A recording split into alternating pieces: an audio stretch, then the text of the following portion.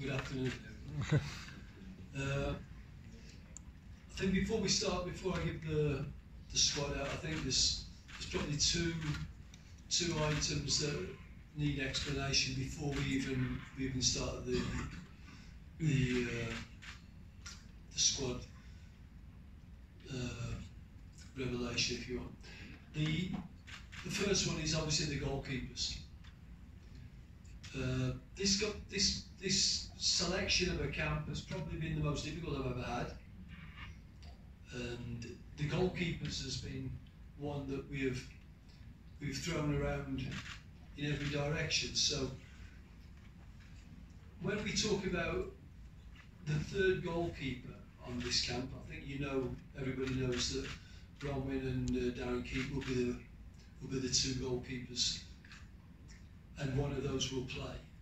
The third goalkeeper on the camp has a specific role, and that specific role is to be there and be available and be able to jump in if he's needed. Probably he won't be competing for one of those starting two places. So this is a third goalkeeper that we don't want to experiment with, but we want to gain as much as we can, both for the development of the game and the development of the player, without taking a player on board that can't do a job. Now, the third choice we've made is Bruce Bvuma. Now, the reasons for that, and I've considered from every angle, the reasons for that is Bruce was in our system. Bruce came with us to Kosafa, was thrown in at the deep end against Botswana, did fantastically well.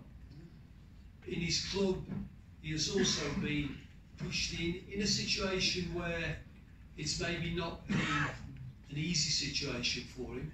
And at short notice, again, he looked rock solid when we watched him, myself, Malefi, and Alex, we watched him at the weekend. Now, I think that both for the game and for the squad and for the development of the player, I think this is a situation that we needed to consider carefully. There are keepers that are in form, and I think we all need to understand the difference between being an informed player and a potential international player. You know, because there are many players that I get recommended both by coaches, both by the media, both by people on the street, my wife, the dog, everybody knows a good player. And many of those players are informed players. Now, I have to look at it from a bigger perspective and say, but is this going to serve the national team and the nation, both short and long term? And a lot of those players that are recommended disappear, and some of them don't, and I'll probably get it wrong. But in this instance, both everybody that we've spoken to is on the same page with this. So those are your three goalkeepers. So Darren Keagan, Williams, Bruce Bvuma. Bvuma. Sorry. Yeah. Bvuma.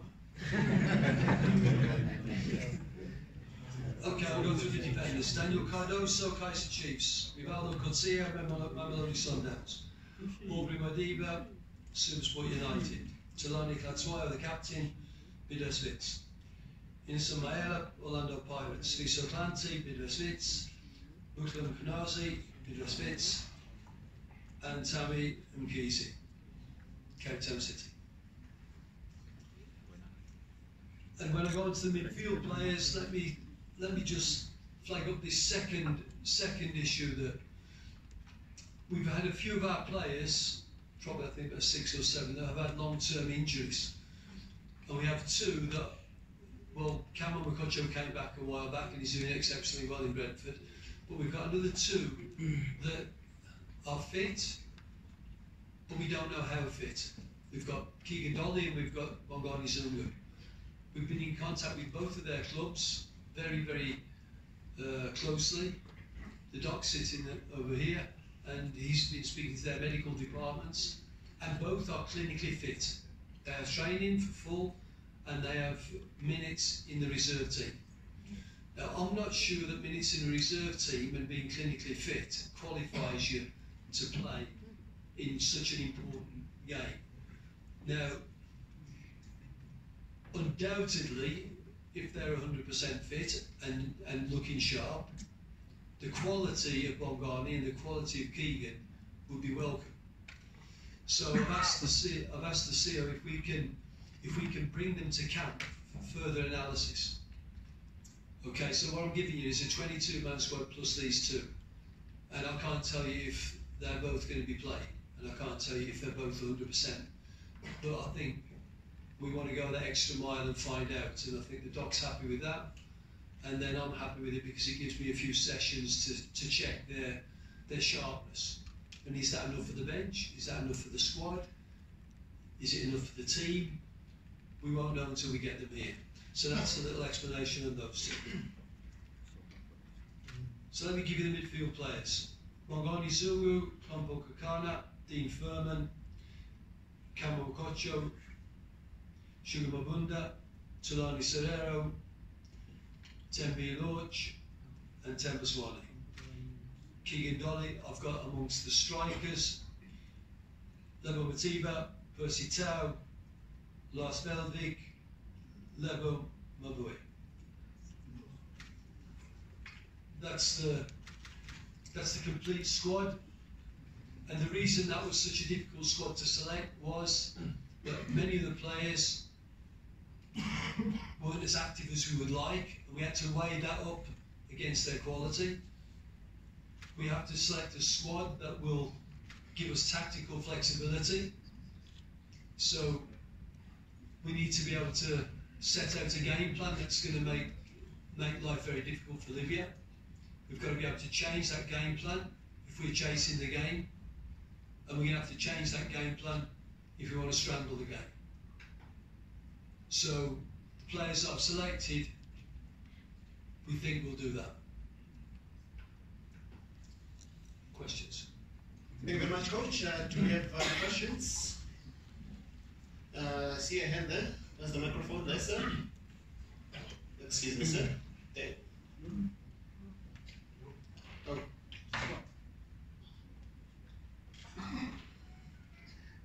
Do you have questions? No questions for the coach? Okay.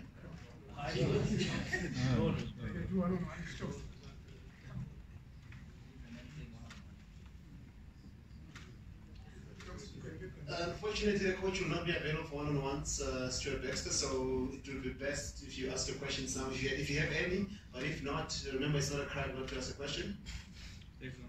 Yes, sir? Good morning, Coach. Just two questions from me. My name is Tabeso from SAFM. Just on the issue of goalkeepers, that talk has been going on for some time. There are a lot of foreign goalkeepers having the #1 jersey in our league. Is that a concern for you, maybe? And then the second question, talking about concerns, there's also been talk about the standard of our league, especially this season.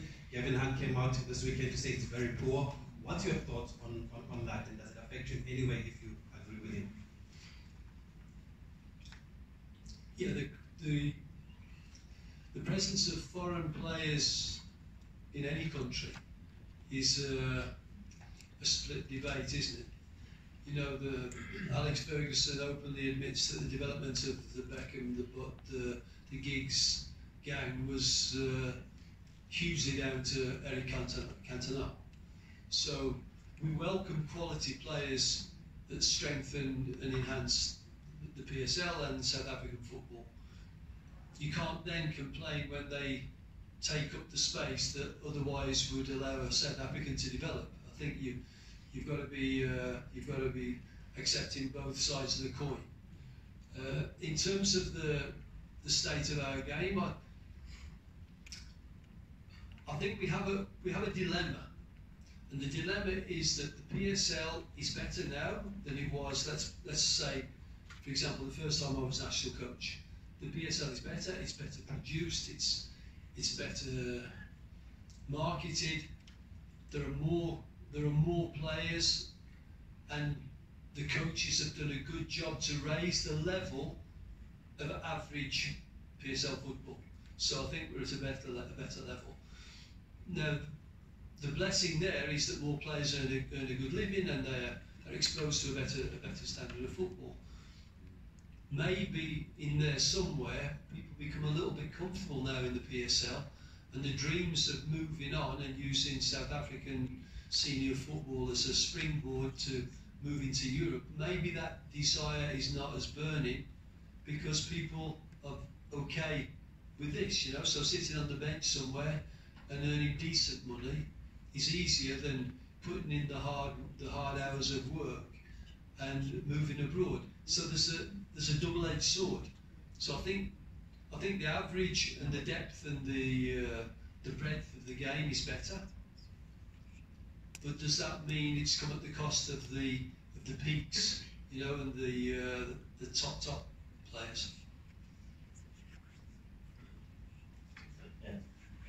Coach, from SABC, I think maybe Bvuma, maybe we forgot to talk about the Pirates and the Sundowns players because they will be in Conakry and also from Casablanca. So has that been sorted? You also meet them in Frankfurt. Thank you very much for that. I didn't forget it. The only thing is, I told you, I'm not educated like you. When I say overseas, I think players are all outside South Africa. But you are right, maybe I should have put it clear by saying, we are aware that Pirate is playing in Conakry. We are aware that Sundowns is playing somewhere in Morocco. But the players from Pirate, we are going to fly them from Conakry. They can't fly straight to Tunisia. We'll fly them to Morocco. They will meet the Sundowns players in Morocco, and together they will join the team in either Frankfurt or straight in Tunis or Sfax. Thanks. Thanks very much. Okay. So my question, Coach, was how important would be? I'm not saying they must make up the bulk of your starting lineup, but how important will be these players who will be coming from similar conditions to where you are going and be involved in a similar assignment, especially these players from Paris and Sundowns? That's a good question. It's a good point because you're looking at a situation, a scenario of a game where experience and having done it and been there and felt that feeling with the knife at your throat is very important. Being able to put together a game plan that will make life difficult for Libya, and at the same time keeping your emotions under control is going to be very, very, very, very important. So I'm hoping that we can do the work that we need to do, and I'm hoping that the players on the day will make this a job of work with enough passion to pull it through, rather than go there with high emotions and swinging backwards and forwards, and we just really have the game as some sort of lottery to see who goes through, you know. And that's a good point. It's a good point. And those players with experience, of course, we're hoping that they will show. Do you have any more questions? By from KFM. Coach, a player of Kenneth in Erasmus's Calibos recently returned to our league. Yeah. He's previously played in Champions League, so he has a bit of knowledge of what's going on in North Africa and what to expect. Was he a consideration, and if he was, what is it that made you decide to go against taking him, or including him in the national team? I mean, he's been in very fine form. Yeah, I mean, to start with, the answer to was he considered? Absolutely. I had a very long conversation with his coach, Ben McCarthy. I've been in touch with Kermit for a while. I went down to Cape Town to watch them play against a Swedish team called Keagan, because I wanted to see some of the Cape Town players playing against international opposition. How would they cope with that? And Kermit came in as a substitute and did exceptionally well for 20 minutes. So he showed that he does have that sort of international flavour to his game. So based on that, yes. Based on the fact that Kermit has not played a lot until, let's say, about the last 4 or 5 weeks, I think he's probably reason to back off slightly. I did say to Benny, I thought Benny had done a fantastic job with Kermit. And one of the reasons I think he's done a fantastic job is that Kermit plays best when he's loved and appreciated. I think Kermit has problems if he's on the periphery because he feels like he's an important player, and he is an important player, but maybe doesn't deal with it too well if he's a squad player. Now he's feeling like he's the man at Cape Town. And I didn't think I could give him that scenario now with the national team, and I think based on that, I don't think we would have got the best out of Kermit. So that's for the moment, that plus a reduced squad, and that plus the other players that I've chosen that I think will impact the game. So yes, he was very much in our thoughts, but I decided that this wasn't the correct one. Can you go that side? I'll come back to you, sir. Coach. Yeah, I'll come back to you, sir. Coach, just clarity on the squad that you read out, the one that's been released by the association. Daniel Cardoso, is he in the squad or is he not? Yes. Was he not on the list then? Okay. My mistake. Yeah. Okay, there's a question here.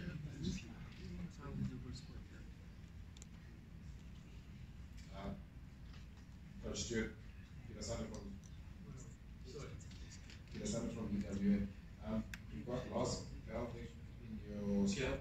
The last time you announced the squad, you said that you weren't particularly sure of including a player that wasn't sort of familiar with and you haven't really worked with. Yeah. What's changed now with Lars in the squad? Well, what's changed is that this is a one-off game, basically. This is not a building or development. This is a one-off game. Selecting the squad, I've left other players out, Dino Inglovo, who I like a lot, Bradley Croplar, who I like a lot, because I feel that Lars will he will have the ability to impact the game from the bench. I'm not giving you the team now or the team that's in my mind, but I think that our front players have been doing a good job for us. And I can see a situation where with 15 minutes to go, if we're chasing the game and we're bringing on Lars with his physical stature, then I think that him plus Lebo plus Percy feeding off them and plus wing backs that are going really high and whipping balls into their box, locking out the box, build momentum. I can see that picture being a sort of go-to shape. And I don't think, given that he needs to work a lot with me to understand that, I think he'll have that in his baggage. On the other hand, if we're going to lock up the game and it's about set plays and they're launching balls into our box, maybe nice to have him on so he can come back and help us defend set plays. So I just think he's a good addition to the squad in this situation, and also he's been scoring goals. So I think that's also something that we shouldn't underestimate. Let's take last 2, 3. Okay, let's start over there. Yeah. Coach, it's a bounce from people. Just with the goalkeepers, I mean, I don't think anyone has ever stood up and said, I want to take this number 1 spot whenever Kumi is not around. Just for you, is that a concern? Because at times, Darren has had the opportunity, Ronwen has had the opportunity, maybe he hasn't taken it. Does this concern you, especially leading up to a game like this? Let me say this, I think that Ronwen, I've worked with him, so I know him very well. I feel he's got more to come. I think he's got more to come. I think Darren, with his experience, I'm happy to have him in the squad. And I think that you're probably right that neither of them probably feels that I'm the automatic choice when E2's not around. So It doesn't worry me. It doesn't worry me. Maybe the opposite. As long as they keep themselves calm and they go in with a cool head, I don't mind people going in and saying, "Look at me, I'm the one that wants that shirt." So they'll get the opportunity to do that in camp, and I don't care if there's a little bit of competition there, as long as they both want it in the right way. As I said, the third goalkeeper, I feel it's clear that he's got to prepare himself in case something goes wrong. And with that sort of mentality that Bruce has shown, we think in many ways he's the right one. But the other two, yeah, I want them. I want them to have a battle on camp. I want to see who comes out of that saying, "Yeah, give me that shirt, I want to play." So it doesn't worry me, but it's maybe something that we're going to encourage almost. Yes, sir?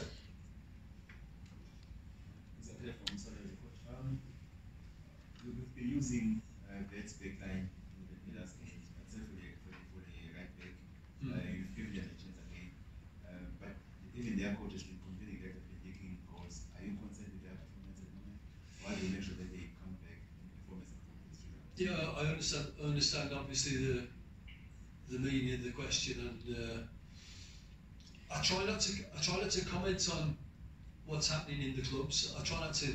You know, there's plenty of you have asked me at certain times over the last few years, what do you think about Kaiser Chiefs? I mean, I don't like to go down that road, so I won't answer, if you'll excuse me, I won't answer too much about what I think of what's happening with Gavin and his comments at bits. That's Gavin's opinion, and I'm sure it'd be better for us if it's about 7 shutouts in the last 7 games. It would have been. But I'm sure also that the benefit of training together every day, playing together every week, knowing how people react in certain situations, when you get in a pressure cooker like we're going to, I'm sure that will be a help. Now, that is if the players are playing well, because the camp will tell me that. Are they gelling properly? Do they put their Bafana hat on again, and do they make sure that they do the things that we want to do? So I see it as being a benefit. What they're going through at club level, I don't know, but Nigeria, they're the only ones that have scored against us, really. And that was an own goal in this group. You know, and I think that's something that we should be proud of, and I think that's what I'll emphasise for them, that, you know, you do well for Bafana, and I just want them to get their national hats on as soon as possible, you know, because it is a difference. I mean, Gavin has to deal with them at club level every week, and there are different issues, and I have to deal with different issues at national camp. And I just think it will benefit us then knowing each other. Whether or not I'm going to start with all of them together, I don't know, but certainly it's not a disadvantage for us. Can you take the last question over there, or the last 2 there? I know it will be difficult to get more information on the Libyan league. Just have to check if you do your homework and how difficult it would have been for you to get more information, especially because you last year. And also, just give us the idea of going early in camp to camp there in its fast. Yeah. How is it going to benefit the team? Yeah. Let me turn that question around. So obviously Marley's gone through the proposed schedule, and obviously the schedule, the loading on the players, the fierceness of the journey, all of that is going to be very important for us.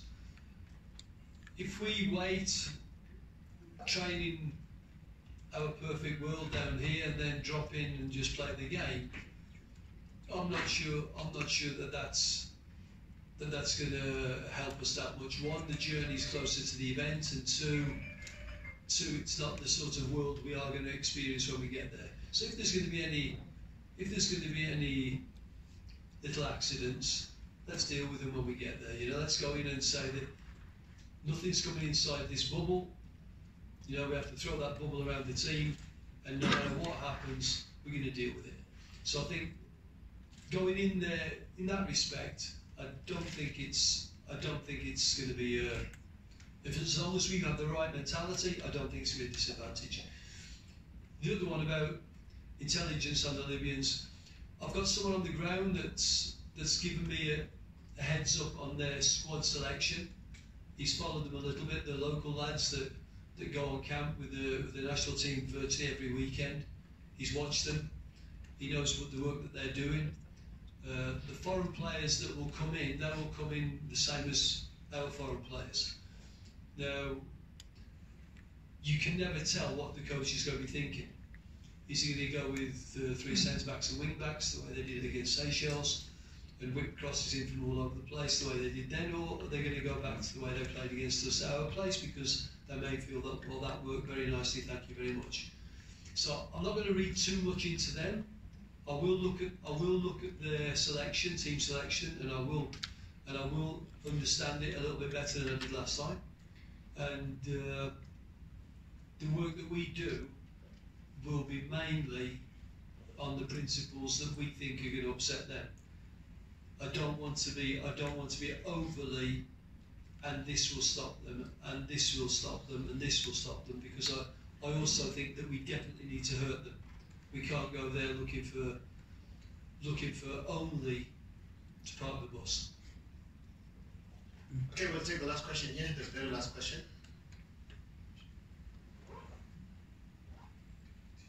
Joseph from Sports Coach. Looking at your goalkeepers, Robin Williams, the last time we saw him, it's when Brazil put 5 past him.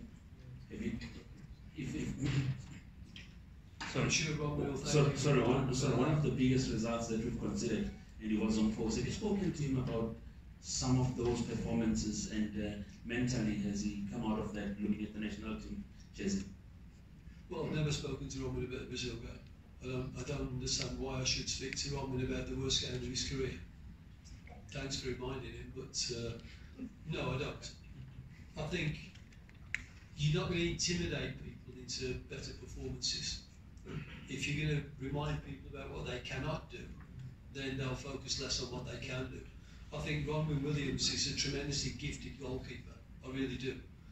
And the sooner he can put that out of his mind, not just put it to the back of his mind, out of his mind, because he's better than that, I think it will help him a lot.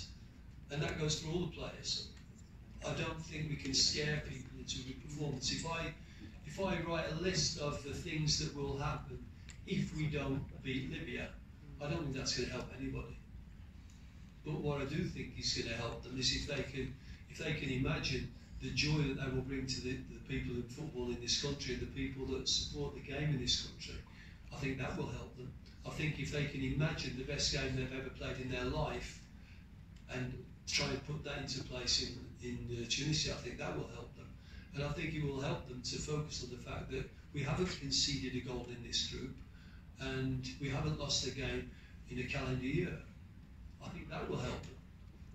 If we go back and say, well, listen lads, let's talk about this 5-0 against Brazil, I'm not sure that's going to help them too much.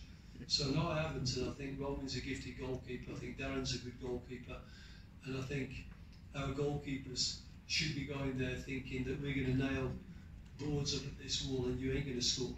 That's how I want them to be thinking. I don't want to visualising the things that have gone wrong in his life.